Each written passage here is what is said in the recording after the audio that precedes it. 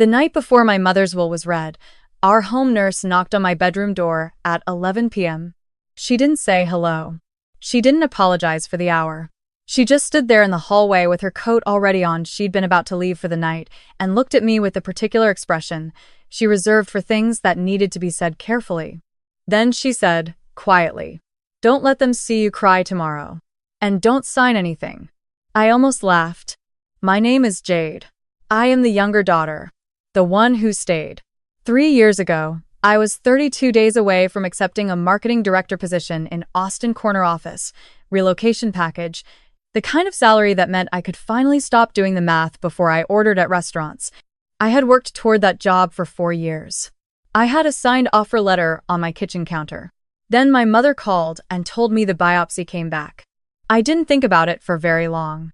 I gave back the offer letter, handed my apartment keys to a subletter, put my furniture in a storage unit, and moved back into my childhood bedroom in a house I hadn't lived in since I was 21. My sister called me from Denver and said she thought that was a very big decision and she wanted me to be sure I wasn't being impulsive. She said she would figure out how to visit soon. She said to keep her updated. She visited 4 times in 3 years. She sent orchids on my mother's birthday. I measured medication. I learned the difference between palliative care and comfort care. I relearned how to sleep in 45-minute intervals, one ear always open for movement down the hall. I coordinated with the insurance company so many times that the woman in their claims department knew my name and occasionally asked how my mother was doing. I became, without meaning to, the kind of person who knows what a Foley catheter is, how to read a hospice intake form, and which pharmacies are open at 3 a.m. My mother died on a Sunday. She was comfortable. She was not alone. My sister flew in for the funeral. She stood beside me at the graveside and held my hand and cried in a way that was genuine, and I did not begrudge her that, because grief is not a competition. And because my mother loved both of us. Whatever else is true, that part is not complicated. Diane had been coming 5 days a week for the last 2 years. She was in her early 60s, originally from Trinidad, with a voice that stayed the same volume in every situation, calm when my mother was in pain. Calm when the visiting physician gave bad news. Calm now. Standing in my doorway at 11 p.m. 11 days after we buried my mother. She was the person I had spent the most consecutive hours with in the past 2 years. More than my mother. On the days my mother slept. More than anyone. What are you talking about? I asked her. She stepped inside and closed the door. She said, I was on my way out through the kitchen. The back door doesn't latch right, so it was open a few inches. Your sister was on the phone in the driveway. I sat down on the edge of the bed. She was talking to someone named Richard, Diane said. I believe it was your mother's attorney. My mother's attorney was Richard Holt. He had handled our family's legal affairs for 20 years. He came to the house twice during my mother's illness, once to update paperwork, once because my mother asked him to. He was the kind of man who wore the same kind of reading glasses my father used to wear, which I had always found quietly reassuring. What did she say? I asked. Diane sat down in the desk chair. She didn't look dramatic. She looked the way she always looked when she was being precise about something difficult, still and careful, choosing every word. She told him that the document you have is outdated. She said the most recent version was signed when your mother was on heavy pain medication and that it shouldn't be considered valid. She said. Diane paused and looked at me. We just need Jade to not know what she's agreeing to until after it's done. The room was very quiet. 11 months ago, on a Thursday afternoon in January, my mother had been having a good day. Good days were rarer by then, and recognizable. She sat up straighter. Her eyes were clearer. She wanted to talk rather than just rest. She asked me to come sit with her. And we talked for about an hour about nothing in particular. A trip she and my father took before I was born. A neighbor she had liked who moved away years ago. A recipe she kept meaning to write down. Then she reached into her nightstand drawer and took out a sealed envelope and held it out to me. This is current, she said. Richard has the same one. Don't let anyone tell you otherwise. I hadn't opened it. I put it in my own desk drawer and left it there because I could not look at the thing my mother gave me that constituted the formal document of her death. I trusted her. I trusted Richard. I assumed my sister, whatever distance she had kept, would not do this. I was wrong about at least one of those things. Diane left at 11:20. Before she walked out, she stood in the doorway and said, "I'm sorry. I almost didn't tell you. I kept going back and forth the whole drive around the block. But then I thought she spent 3 years here. She deserves to know." I thanked her. I said I meant it. She nodded once and left. I sat at my mother's writing desk. My furniture was still in storage in Austin, and I opened the sealed envelope for the first time. I read every word twice. My mother had left me the house where she lived for 31 years, where my father died in the back bedroom, where I had come back and stayed and spent the last 1,000 days of her life.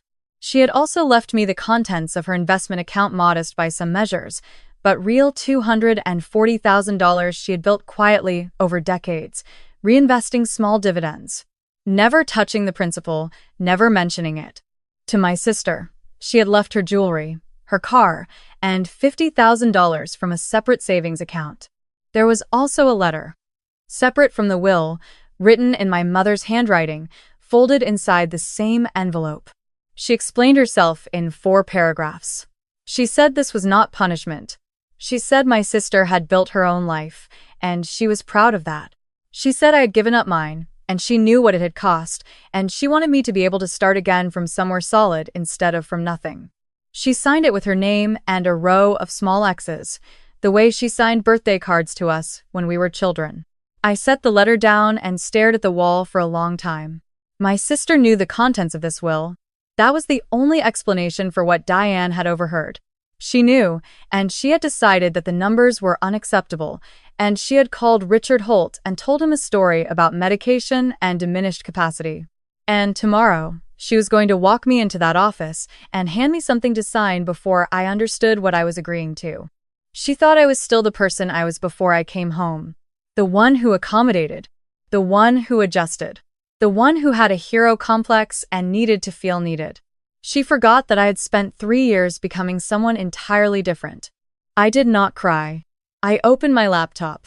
By 1 a.m., I had photographed every page of the will, uploaded the files to a secure cloud folder, and emailed copies to myself, to a secondary email account, and to my college friend Priya, who was a paralegal in Philadelphia and who owed me a favor that had gone uncollected for 6 years. I wrote her a single line. I may need help tomorrow. Here's why. By 1:45, I had found an estate attorney named Margaret Osei. She had a boutique practice 20 minutes from the house, a website that was unadorned and precise, and a professional history that included a decade in probate litigation before she went into private practice. She had a 5-star rating and 0 promotional language anywhere on her website, which I found more trustworthy than anything else could have been. By 2:30, I had drafted a detailed email to Margaret explaining the situation, attaching the will, attaching a description of what Diane had overheard, and requesting an emergency consultation before the noon appointment. By 3 a.m., I had pulled every folder from the cabinet where I kept 3 years of household documentation, nurse scheduling logs, medication records, appointment summaries, the visiting physician's notes, and I had flagged every entry from the weeks surrounding the date my mother signed the will. There were dozens of them. Daily entries. My mother's name, consistently, alert, oriented, expressed clear preferences, engaged in conversation, asked appropriate questions, a picture of a woman who knew exactly what she was doing. By 3:20, I was back in bed with the lights off. I was not calm, but I was ready. The morning came gray and cold, the particular November gray that makes everything feel slightly unreal. I heard my sister moving around downstairs at 8, the sound of the coffee maker, her voice on the phone low. Not the kitchen phone, her cell. I stayed upstairs. At 8:47, Margaret Osei replied to my email. She could see me at 10. At 9:30, my sister knocked on my bedroom door. She came in looking composed and polished, the way she always looked for things she treated as performances. She sat on the edge of the bed and asked how I was holding up, and I said tired, and she nodded sympathetically and talked about grief for a few minutes, said the right things in the right order. Then she said that she and Davis had been talking, and that she hoped we could approach everything with clear heads and love, and that Richard had mentioned there might be some pre-reading paperwork formalities. She said, with a small wave of her hand, and that she could walk me through anything I needed to sign. There it was. I looked at her and said, "That's really thoughtful." "Thank you." She smiled. She had no idea I was already dressed under my robe. I left at 9:40, told her I was going to get coffee and air, and drove to Margaret Osei's office above a dry cleaner on a quiet commercial street. Margaret was exactly what her website suggested: precise, unhurried, and without any interest in being impressed or impressing. I sat across from her and told her everything in about 15 minutes. She asked 2 questions. First, when was the will signed, and was my mother under active treatment at that time? Second, did I have documentation of my mother's mental and physical state during that period? The will was signed 14 months before her death. 9 months before the end, during a period between chemotherapy cycles when my mother had been, by any clinical standard, fully competent. As for documentation, I had 3 years of daily nursing logs, Diane's entries and those of the other aides who rotated through. 70-plus pages of observations, notes, and assessments, written contemporaneously by licensed professionals who had no stake in my mother's estate. Margaret looked at everything for a while. Then she looked at me over her bifocals. She said, "Your sister has no viable grounds to contest this will on capacity.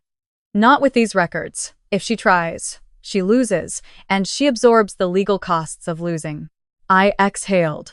She said, "I'd like to come with you today." I said, "I was hoping you'd say that." We arrived at Richard Holt's office at 11:52. My sister was already there, seated in the waiting area with Davis beside her. He had the settled, proprietary air of a man who expected to leave with something.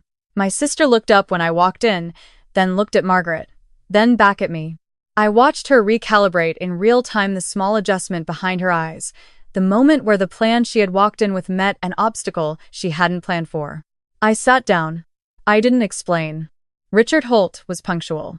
He shook hands, offered water, guided us into his conference room. Dark wood table. A shelf with framed family photographs my mother had given him years ago.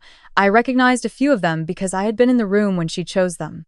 He set a folder on the table and said, carefully, that he had received a call the previous day expressing some concerns about the validity of the most recent document on file. My sister said, warmly, that she only wanted to make sure everything was handled properly. For Mom's sake. Margaret said, for the record, I'm here as legal counsel for Jade. We've reviewed the document in question, and we're prepared to address any challenges to its validity. The temperature in the room changed in a way that had nothing to do with the thermostat. Richard looked at Margaret. He looked at me. He said the document he had on file was signed 14 months ago by 2 witnesses and notarized. My sister said they had reason to believe my mother hadn't been fully herself at that time.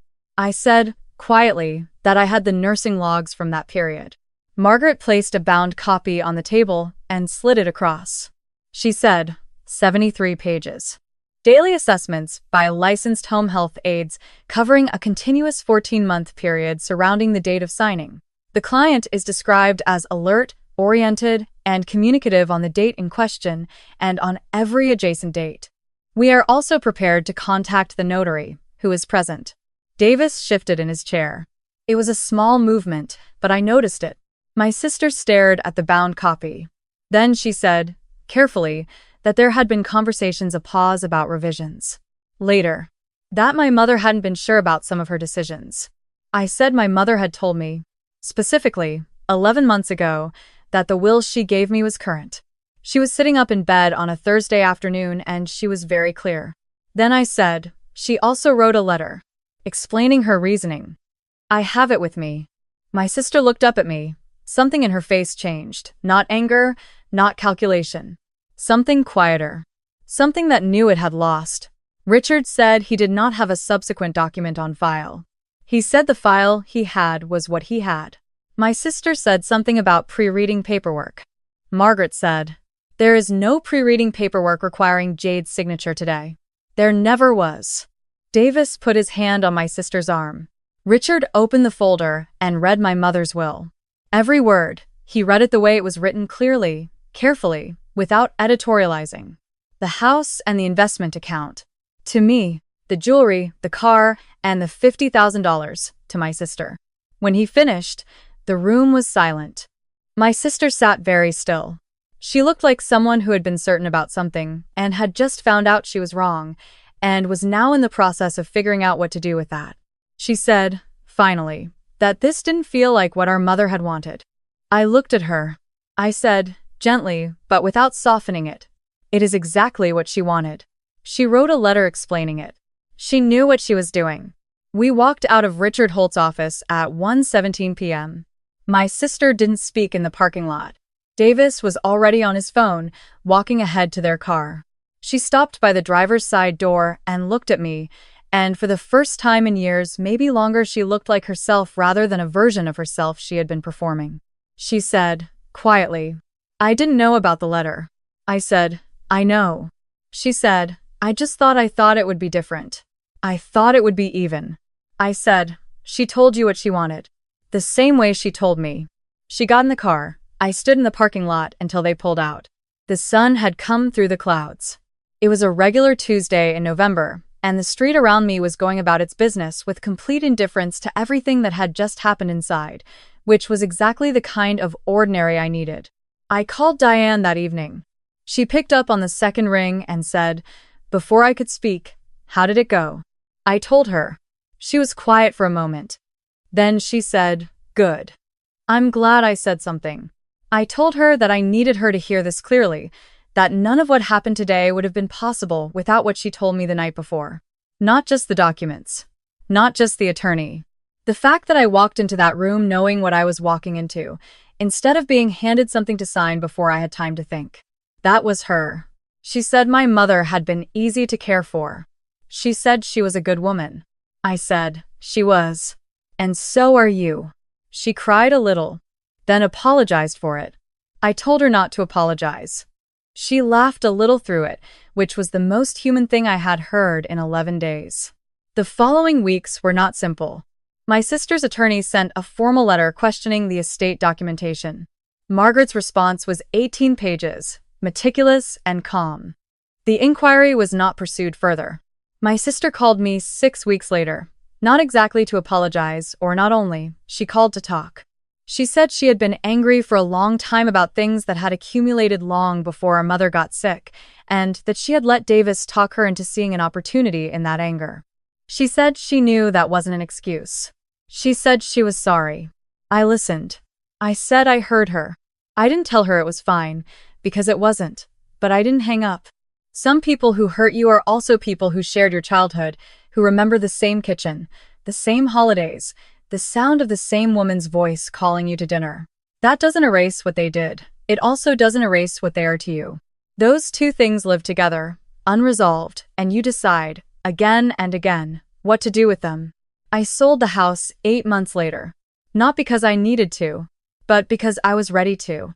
My mother's house was hers. My life is mine. I took the capital and the investment account and I moved to Portland, a city I had wanted to live in since I was 25 and had quietly filed away under the category of things that weren't practical. Things that could wait. Things for later. Later turned out to be now. I am 33 years old. I have a 2-bedroom apartment with a kitchen I use and windows that get morning light. I work remotely, consulting for 2 mid-sized companies that pay me what I have always been worth. I run my own calendar. I take on what I choose. I say no without explaining myself. I am building something deliberate and slow and entirely my own, and nobody is going to show up and quietly restructure it while I'm looking the other way. Diane sends me a card every Christmas. Last year, she wrote, "Your mother would be so proud." I keep it on my refrigerator. When the new life I'm building feels uncertain, I look at it and I remember what I came from and what I managed to hold on to. My sister and I talk sometimes. Not often. Not the way we did before all of this, or maybe not the way I used to imagine we did. But we talk. Davis is no longer in the picture. She moved somewhere smaller, started work. She says she actually likes and sounds, when we speak, more like herself than she has in years. People move in both directions, given enough time. I hold space for that. And me. I'm here. I survived the thing they designed to happen without me noticing. I walked through it on a Tuesday in November with 73 pages of nursing logs and a woman named Margaret Osei, and the memory of another woman standing in my doorway at 11 p.m., telling me the one thing I needed to hear. The night before my mother's will was read, Diane told me not to sign anything. She didn't have to say a word. She was leaving. She owed me nothing. She said it anyway. I didn't sign anything. And everything that came after the house, the account, the city I live in now, the morning light through my kitchen window, the life I am slowly and deliberately building from something solid instead of from nothing. All of it started with that. They thought that because I had spent 3 years being quiet, I didn't know how to fight. They forgot that quiet is not the same as small. And I don't just hold things together for other people anymore. I build for myself now.